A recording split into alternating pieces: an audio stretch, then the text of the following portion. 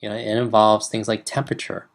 Certainly when things get warmer, it certainly slows us down a little bit. Have you ever noticed that when you go to a seminar, run, very professionally, they'll keep the room a little cooler, to keep you awake. And certainly temperature plays a big role. So be aware of the temperature factor. The other factor that you want to have, control over is the lighting situation. Your optimal learning environment has to have a certain level of lighting, and we're talking about ideally the best kind of light. For me personally, I react best for nature's light. So like indirect sunlight is works perfect for me. So to be able, under perfect conditions, under indirect sunlight. The light that doesn't work out really well for me personally, my experience, like dim light, obviously, so you want it to be enough so your eyes aren't straining. Fluorescent lighting also doesn't work really well, and you could just Google that and see how it works for you, and see how that kind of lighting works. And certainly, what we'll do is we'll go to the store and find light bulbs that are closely lit, or pardon the pun, closely matched to sunlight as possible. Other things that would be good for your learning environment is minimizing distractions. Minimizing distractions, because certainly too much noise, too many people, too much external stimulus, in your environment. You want to minimize that so you can really focus and concentrate. And I would also add this in this perfect, learning environment. I would have a lot of positive anchors. Positive anchors are things that put you in a certain mood. Photographs, quotes, pictures of people that inspire you, or that care about you. Things that really put you in a peak state, because certainly the environment, plays a role, and you want to be able to control that and have as much things that inspire you and make you creative as possible, especially in a learning environment. So that's the first P. The next P, again, is your physiology. And physiology, huge, huge, huge, huge. Okay, so before, when we give you these ideas on how to read, I want to really do a physiology check. Like if I was to ask you right now to be sitting in a way that totally inspired you, to be sitting in a way that just knowing that what I'm about to say is going to just be life altering and literally transform your life, that you feel like that the words coming out of my mouth are just unbelievably profound, and what you're about to get out of it is going to change your life. How would you sit? How would you be sitting right now? And if you change your posture, why did you have to change it? All right, because the first thing is your posture. And what I'm here to say is that there's a certain peak posture for reading a book, okay? And I would say that the peak posture would be sitting up straight with your feet on the ground and your back straight, okay? And one of the reasons why is because the challenge is if you're bent over with your posture, first of all, it collapses. What organ does it collapse? It collapses your lungs, right? And so you're not going to be able to do the next thing, which is called breathing, right? Because breathing is huge. That your brain is probably 2% of your weight, but it uses like 20-30% of the oxygen that comes in. Yet when you collapse your lungs, literally it's more difficult for oxygen to get in the lower half of your lungs, which is where most of the oxygen is being absorbed into your bloodstream. And you want a lot of oxygen in that bloodstream because that's what's feeding your brain, right? And so you want to sit up straight, okay? And again, I might be saying the obvious, right? But it's not always common sense, is not always common sense, if you will. That what we're talking about here, a coach is not somebody who always tells you something that's so profound. Sometimes a coach is telling you what you already know, but saying in a way that gets you to do it. Or saying like, hey, this is what you do when you do things well, and this is what you have to be doing when you feel like you're not getting the most out of yourself. And so breathing and your posture plays a huge role in your focus and your energy. Because the first thing I would say is people say they don't have enough energy and they get tired, is that really you want to sit there and take some deep diaphragmatic breaths. Okay? Because think about, people think they should eat something, and what I'm here to say is, well, let's really evaluate this. How long can you go without food? Right? Weeks. Some people go weeks without food, when they fast and such. How long, but can you go without water? Days, right? But how long can you go without breathing? Minutes. So the first thing I would say is if you're not feeling the energy in your body or in your mind, or you have that brain fog, if you will, I would take some deep diaphragmatic breaths and relax and bring more oxygen into your body. That's the first thing. The second thing I would say is drink water. Again, your brain is only about 2%, 3% of your body weight, but yet it's made up of 80% water. Your brain is made up primarily of water, just like your body is about 60, 70% water. What do you think, you need to be drinking a lot of? And so, I would say a lot of water and a lot of water-rich foods probably help you to have a lot of more energy because especially your brain is bioelectrical. And so it needs that water there. If it gets a little dehydrated, it's not going to perform as well. So always be drinking your water. And then the fourth thing about your physiology I want to mention is the book position. And that is actually how you're holding the book. And I won't show you exactly how to hold the book because it's more subjective. It's kind of like how your body feels most comfortable. But what I will say is that if you take your book and lay it down flat, if I have the posture upright, now you want to have that posture upright. The other reason besides collapsing the diaphragm is because that's a more visual posture. Okay, or if you have three learning styles, and I teach this in the Kwik thinking program that we do, right? We have Kwik recall is the memory program. Kwik reading is the speed reading, focus, retention, comprehension program. Kwik thinking is the advanced program on how to learn your fastest. How to teach your best, how to be an effective listener, how to make decision making. How to do decision making. The multiple intelligences, your preferred learning style. And we do all the assessments. But one of the things is you have three different learning styles. You have visual, you have auditory, and you have kinesthetic, which is your feeling.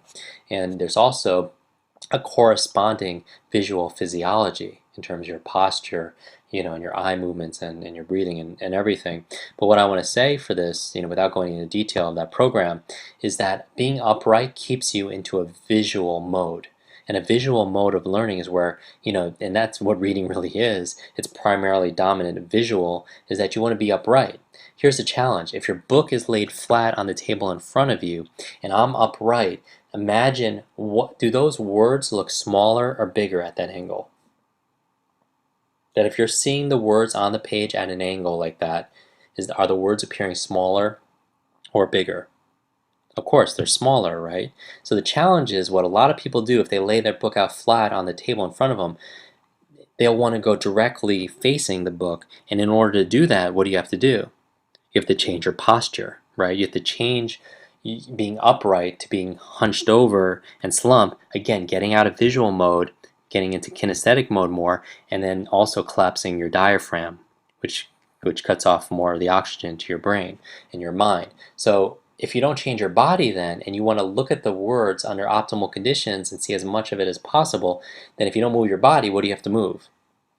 The book, right? So you have to tilt the book so it's facing your eyes. All right, so I want to make sure that you're holding the book in a way that's tilted.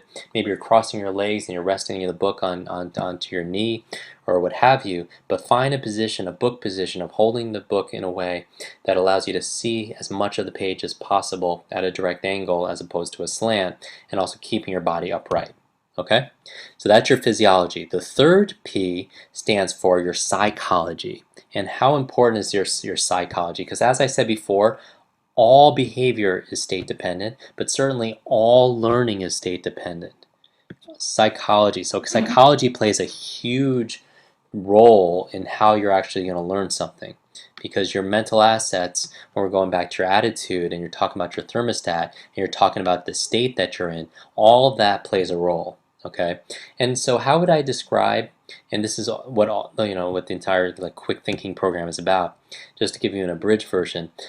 How do you get in that peak state, that peak curiosity, fascination state?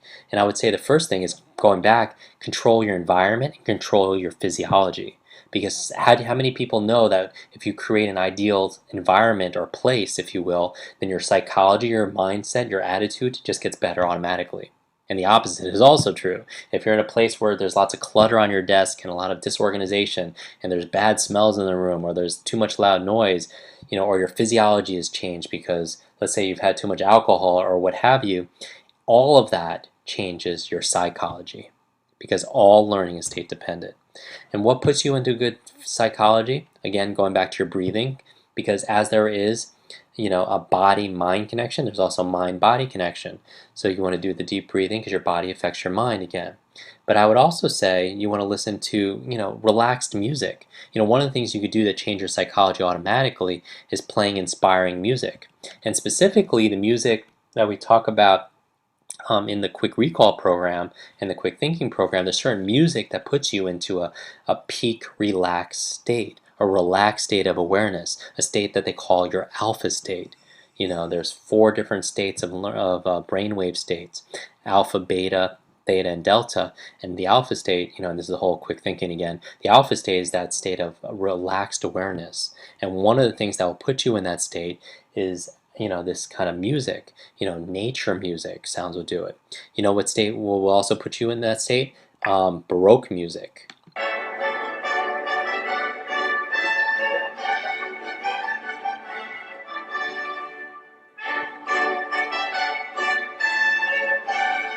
So Baroque music is a certain music from a certain era that Vivaldi, Bach, the music that a lot, especially the music that has about 60 beats per minute. So because what they'll find is that your state will entrain and harmonize with that, and it also happens to be resting heart rate. So it's unbelievable. You want to be able to use music and get in that relaxed alpha state. The other thing that will put you in the right psychology is when you read, have an unbelievable, and we'll talk about this when we talk about in the session on comprehension. Be curious. Be curious. I mean, be fascinated. And one of the reasons why children learn so rapidly is because they know they don't know. So they're a clean slate and they're very open to new ideas. So get yourself into that positive state of expectancy, like you're about to learn something unbelievably powerful, that you want to put yourself into a state and control like your self-talk, your incantations, your affirmations, if you will, because that definitely plays a role. When you say that you're not going to get it, you're not going to get it. When you say that I have a bad memory, you're going to have a bad memory. But when you say that, wow, this is fun, when you direct your focus and say, every day in every way I'm getting better and better, that the more I practice, the better I get, that I am absolutely committed to learning this and mastering this, that certainly plays a role. I mean, a lot of you know that I'm a runner, and I read this book on the science of running, and it was actually how to run a marathon.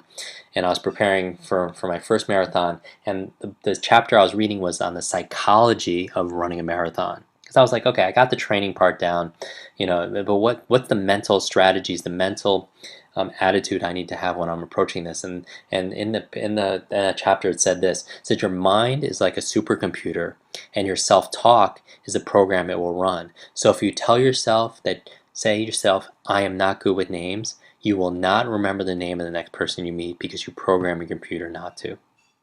That's almost verbatim. Isn't that incredible? And obviously, it's kind of comical, with what we teach with memory training, but it's very, very true. So you want to monitor your self-talk. Going back to remember the 5 obstacles to effective reading, the 5th one was the limiting beliefs. All right, and there's something called learned helplessness. Learned helplessness. It's kind of like, is it really that we're helpless in certain situations, or is it kind of like you see that elephant that's tied to a rope at the circus carnival, and you wonder, why is that elephant just pulling away? Because that elephant could take down the whole tent if it wanted to, but how did they train those elephants? When it was first born, they would tie that rope, and put that stake in the ground, and then naturally that elephant wants to move and move and move and free itself, because that's its natural instinct, is to have that freedom and that autonomy, yet it can't because it's not strong enough. And then after days and maybe weeks of trying, it just gives up. You know what I mean? It just gives up. And later on, as it grows stronger and stronger, obviously it has the ability to be able to get itself free, but it still doesn't, because in its mind, the rope is still there. That it's not as strong as it once was, as it presently is. And that's sometimes what it happens with our reading or our memory. At some early age, which we're not aware of, it happens in our unconscious, something happened and it determined, and it set a standard for us as how smart we are. And again, intelligence is not even a matter of intelligence as it is a matter of skills. We either learned how to learn quickly or we didn't. And this is what this program really is about. And so setting that positive expectancy for you to be able to learn is so important. The next one, the fourth P, is procedure. And really the procedure, again, is the what, is the strategies that I'm going to give you while you read in this system to be able to read with better focus and understanding and greater speed. Okay, that's really the what, and that's really where the rubber meets the road, comes from the next P, which is practice. But this is the tools I'm going to give you throughout this program and these sessions. And specifically, I want to start you out with one right now. And I'm here to tell you that you can improve your reading speed and possibly your focus 25 to almost 50% or more, some of you, just by using this one thing. And that is using a visual pacer. Using a visual pacer. And what's a visual pacer? Let me ask you.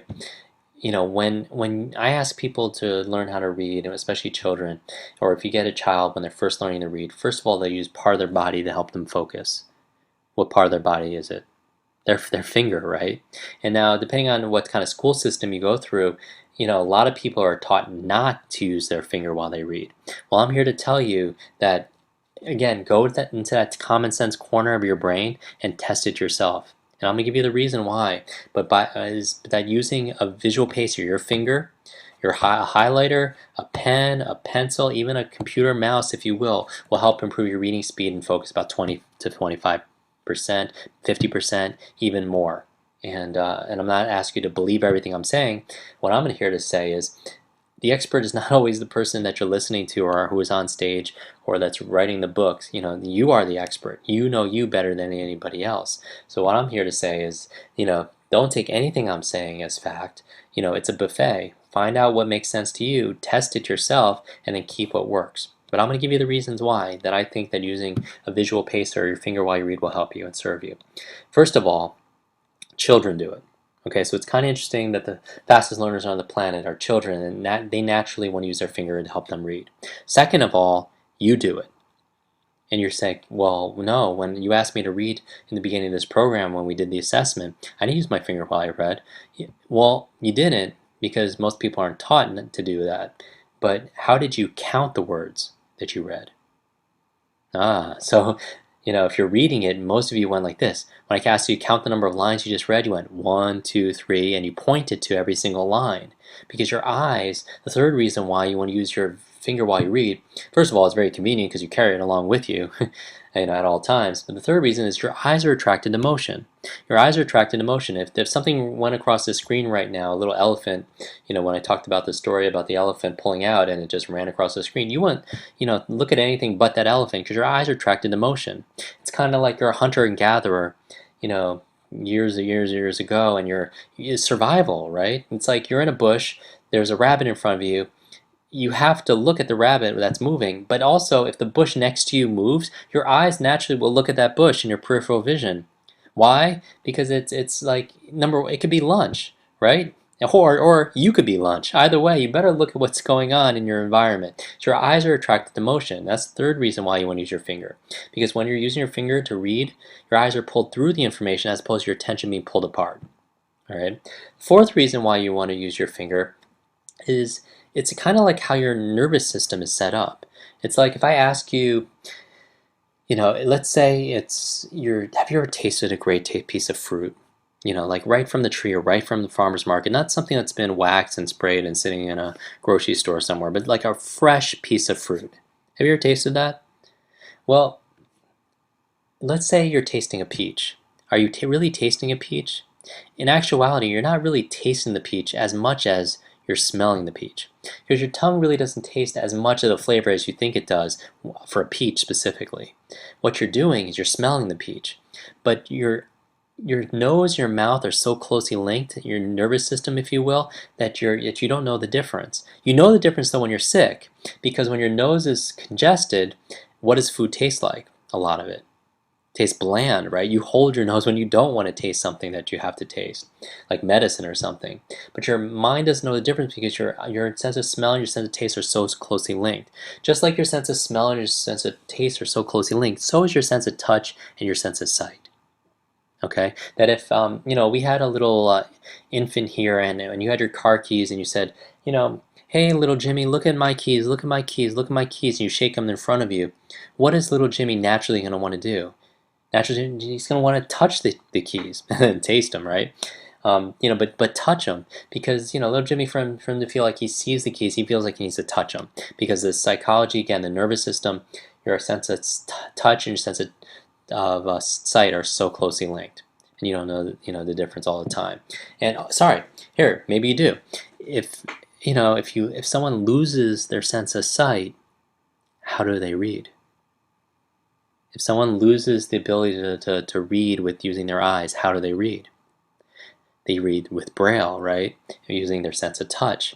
And literally, when I have people, thousands of people go through this, and I have people using their finger while they read. One of the things I hear most of all, when I ask about their comprehension, they say it's increased. Now, obviously, it's increased because they have better focus, but it's also increased because they feel like, these are the words that they say, I feel like I feel more in touch with what I'm reading. Now, listen to the predicates there. The words I'm using, visual. Like I feel when they're reading, they're looking at what they're reading, they feel more in touch, kinesthetic with what they read because they're using their hand. All right, so I would encourage people to use their finger, encourage you to use your finger while you read. And so we're talking about the eyes, so you want to have really good eye health here, right? And then one of the things I would do recommend when we're talking about physiology is get your eyes checked. Get your eyes checked, because a lot of people who have trouble reading or learning, sometimes what doctors will find, it's not a learning challenge as much their how they're processing. It's the visuals, their eye health. So you want to make sure you have good eye health. So you have your eyes, you have your sense of touch, but it also helps to have this brain inside your mind. And this is your gray matter, right? Your gray matter, and it has three parts that we talk about in the Quick Thinking program. You have your reptilian brain, you have your mammalian brain, which is your middle brain, and you have your neocortex, which is your new brain. And your neocortex, what I want to talk about here, it's just fancy words, your gray matter. You have millions and millions, hundreds of millions of brain cells here, and you have a left side and your right side. You have a left side of your brain, your left and your right side of your brain. And your left side of your brain deals with mostly what? What does your left brain deal with? Things like logical, things like words, things like languages, things like sounds, right? Your very left brain. We have whole assessments in the Quick Thinking program on determining which one you're dominant in. But your right brain, if your left brain is logical and sequential, what's your right brain? That's more imagination. That's your storehouse of creativity. You have some emotions that are processed there. You have your visualization. So I'm asking you to visualize something. You'll be lit up more in your right brain. Now, looking at this, what do you think reading is mostly? A left brain or right brain process for most people? What is reading for most people? Left brain or right brain process? And what I'm here to say is, for most people, looking at it logically, as a clue, it's more left brain, right? It's the logical sequential words and sounds, sub-vocalizations happen in your left brain. And what I want to say is that, why use just half your brain?